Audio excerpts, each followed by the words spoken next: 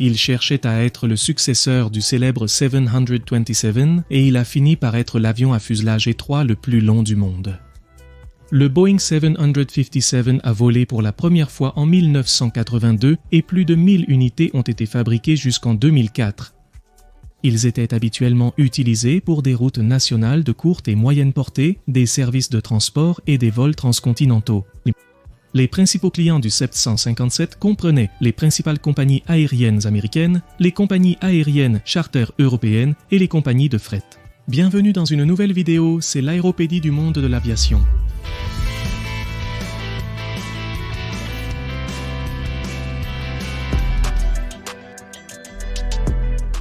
Le projet du 7N7, comme on l'a d'abord connu ce projet d'avion, a commencé dans les années 70 après le lancement du premier avion de passagers à fuselage large, le 747. Boeing a commencé à envisager de nouveaux développements de son avion à fuselage étroit 727. Rappelons qu'un avion à fuselage large serait quand ils ont plus d'un couloir pour diviser les sièges, et le fuselage étroit quand ils ont un seul couloir qui sépare les sièges de passagers en deux blocs de rangée. Le 727 à 3 moteurs était un véritable succès. C'était l'avion de passagers le plus vendu de la décennie des années 60 et un pilier du marché des compagnies aériennes nationales des États-Unis. Les études se sont concentrées sur l'amélioration du 727 289 sièges. Deux approches ont été envisagées, un 727 allongé et un avion entièrement nouveau avec le nom de code SEPT-N-SEPT, qui serait un avion bimoteur utilisant les nouveaux matériaux et les améliorations dans les technologies de propulsion qui étaient devenues disponibles dans l'industrie aérospatiale civile. À cette époque, les compagnies aériennes étaient attirées par les moteurs turbofan à haut taux de dilution. Les nouvelles technologies de cockpit, le poids réduit, l'aérodynamique améliorée et le coût d'exploitation réduit promis par le 7N7. Boeing a affirmé que l'avion offrait la plus faible consommation de carburant par passager-kilomètre que tout autre avion civil à fuselage étroit, cherchant à être beaucoup plus efficace que le 727. Deux variantes allaient être proposées, un 7N700 avec des sièges pour 160 personnes et un 200 avec une capacité de 180 sièges. Lorsque Boeing a officiellement désigné l'avion comme le 757, les compagnies Star Airlines et British Airways sont devenues les premières compagnies aériennes à passer des commandes, mais uniquement pour la version 200 qui était plus longue, et aucune compagnie n'a ensuite commandé la version 5 qui a donc été abandonnée et n'a jamais été fabriquée. À cette époque, Boeing travaillait également sur le bimoteur à fuselage large 767 et pour réduire le risque et le coût, l'entreprise a combiné le travail de conception des deux bimoteurs, ce qui a abouti à des caractéristiques partagées telles que l'équipement intérieur et les caractéristiques de pilotage. La seule chose qu'ils partageaient avec les précédents, 707, 727 et 737, était la section transversale du fuselage. La configuration à deux moteurs a été choisie pour une plus grande efficacité énergétique par rapport aux conceptions à 3 et 4 moteurs. Le prototype du 757 a volé pour la première fois le 19 février 1982 et a été en évaluation et test pendant 7 mois où les données du programme 767 ont aidé à accélérer le processus. L'avion de production était 1630 kg plus léger que celui spécifié à l'origine et un taux de consommation de carburant 3% meilleur que prévu a été enregistré, amenant Boeing à promouvoir encore plus les caractéristiques d'efficacité énergétique de cet avion. Deux moteurs étaient proposés, les Rolls-Royce RB 2111 les mêmes que ceux utilisés également sur les 747 et 767 et les Pratt Whitney PW 2000 également utilisés sur les Boeing C-17 Globemaster III.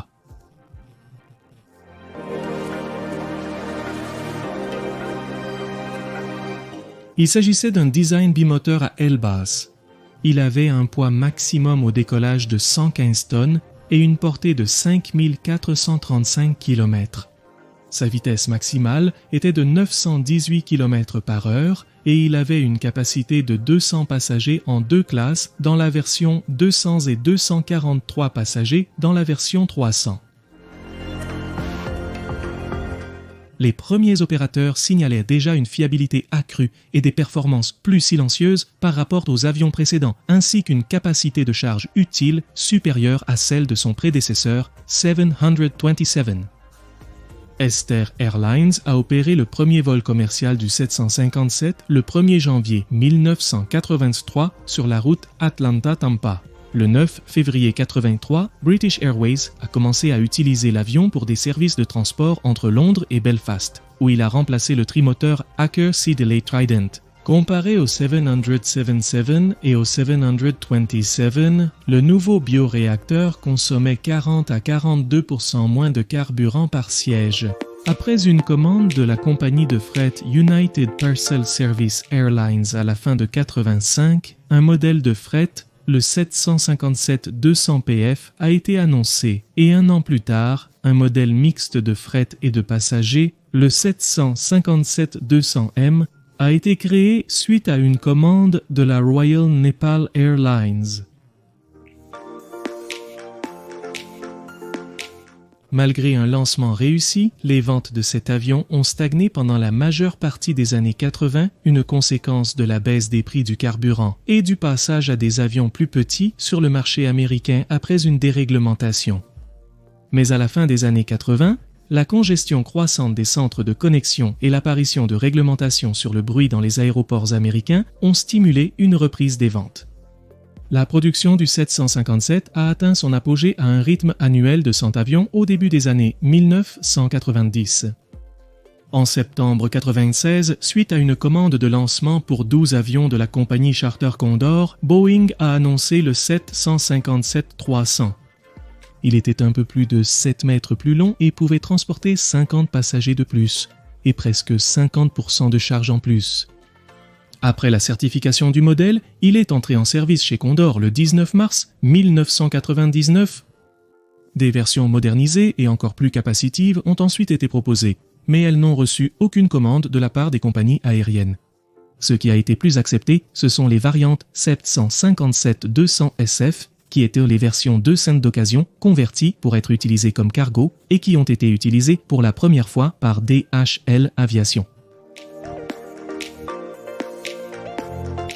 En Europe, British Airways, Iberia et Icelandair étaient les plus grands clients européens de cet avion et les plus grands opérateurs américains étaient Delta Airlines et American Airlines qui exploitaient des flottes de plus de 100 avions chacun. En Asie, où les avions plus grands étaient généralement préférés en raison des grands volumes de passagers, le 757 a reçu moins de commandes. L'intérêt des clients pour cet avion a continué à diminuer et en 2003, une nouvelle campagne de vente centrée sur les versions 300 et 200 PF n'a donné lieu qu'à 5 nouvelles commandes. En octobre 2003, après la décision de Continental Airlines de changer ses commandes restantes de 757-300 à 737-800, Boeing a annoncé la fin de la production de cet avion. Depuis la fin de la fabrication, la majorité des 757 sont restés en service principalement aux États-Unis. De 2004 à 2008, le coût moyen du carburant aux États-Unis pour les vols typiques de moyen courrier a triplé, poussant les compagnies aériennes à améliorer l'efficacité énergétique de leur flotte. À cette époque, des winglets ont été ajoutés, améliorant l'efficacité énergétique de 5% et augmentant la portée de 370 km grâce à la réduction de la résistance induite. Tout cela sur le fonctionnement des winglets est expliqué dans la vidéo de la chaîne Monde de l'aviation. Je vous le laisse à la fin pour que vous le regardiez plus tard et vous abonniez à cette chaîne.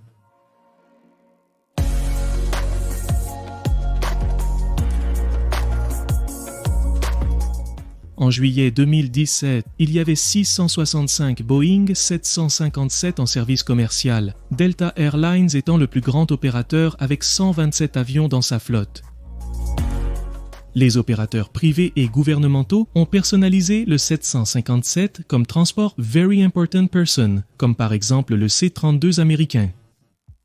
La National Aeronautics and Space Administration l'a également utilisé pour la sécurité aérienne et la recherche opérationnelle. Et il existe d'autres versions curieuses comme le F-22 Flying Test Bed, utilisé comme banc d'essai pour l'avionique, et l'intégration des capteurs du Lockheed Martin F-22 Raptor.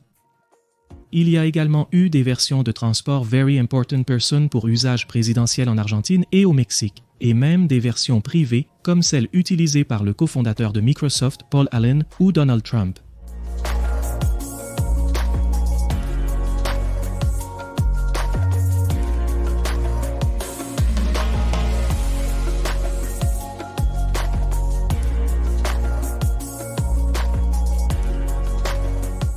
Dès 2010, Boeing a indiqué que les modèles les plus grands du 737 MAX couvriraient la majeure partie du marché du 757. Jusqu'à la fin de la production en 2004, 1050 unités de toutes les versions avaient été fabriquées et le dernier avion avait été livré à Shanghai Airlines.